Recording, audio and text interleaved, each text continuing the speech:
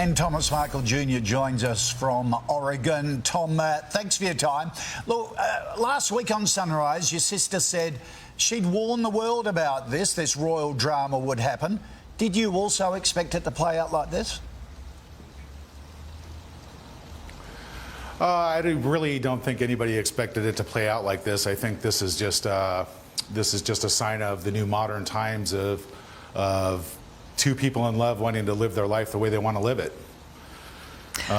There's been a lot of, controversy from the very beginning. Go ahead. Well, so you support Meghan and Harry's move to move to Canada, to leave the royal, to cut ties with the British royal family? I don't really necessarily support it. I think, that's probably one of the biggest achievements you could ever get in life, and to be on that pedestal in that position is a major honor for anybody in the entire world.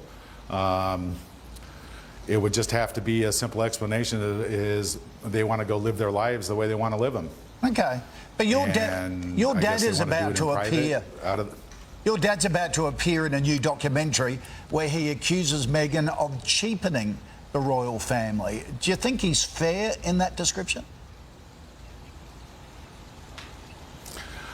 I wouldn't use the word cheapening. Obviously the monarchy has done things a certain way for centuries, and it's obviously upsetting to the world and to the family that somebody comes in and wants to change everything the way it's been done for hundreds of years.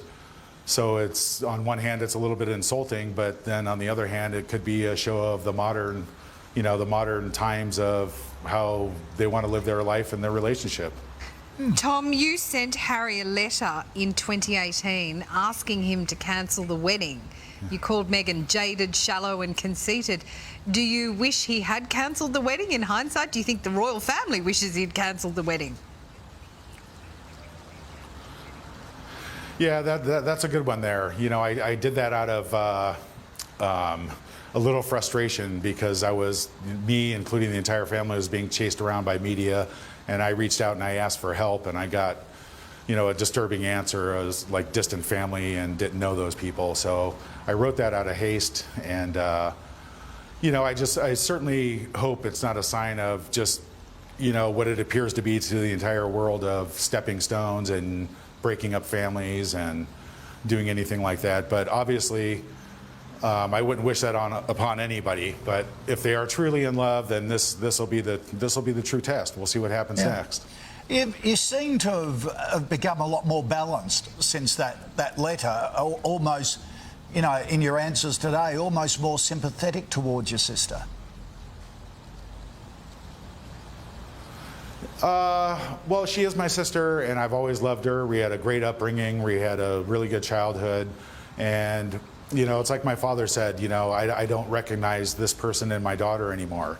And neither do I and the rest of the family. So I have to support her one way, and I have to be, on the fence about a lot of different subjects. Obviously I wish her well and the best in life, but on the other hand, I don't believe, I don't believe in some of her actions as far as disowning her family and saying that we don't exist, when we've all given her a great childhood and upbringing. So you feel a bit betrayed? Like I said, I do love her. She is my sister.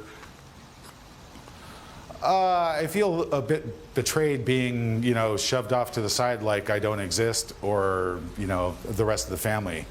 And, there's just one thing that really did bother me about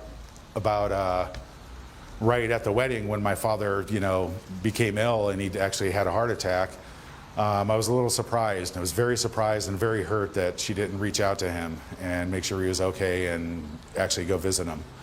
So that gave me a, little bad taste in my mouth about the subject.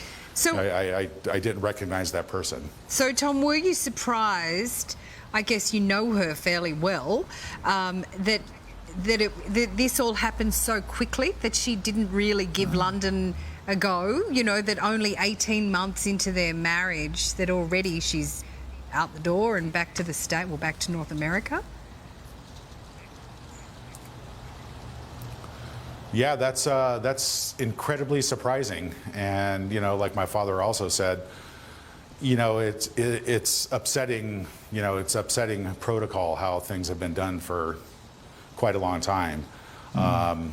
Here it could be one thing. It could be, you know, Meghan, you know, wanting her way and not wanting to live in under anybody's control, and then it could be her and Harry want to go off and be private and not want to be bothered by any duties or, you know, responsibilities except for their own. Do you know much about Meghan's first marriage? Did that end quickly and amicably, or are there any parallels? I'm sorry, when you said her previous marriage? Yeah, her first marriage, yep. Yes, her first marriage. Yeah, her first marriage. Yes, her first marriage was going very well for, you know, the time that I observed it, and you know, she was around in L.A. then, and you know, she took off and went to Canada and started that series, and I think it just fell apart from there. I think they grew apart with the long distance relationship, and it's unfortunate because I thought they were very happily in love and very happy together.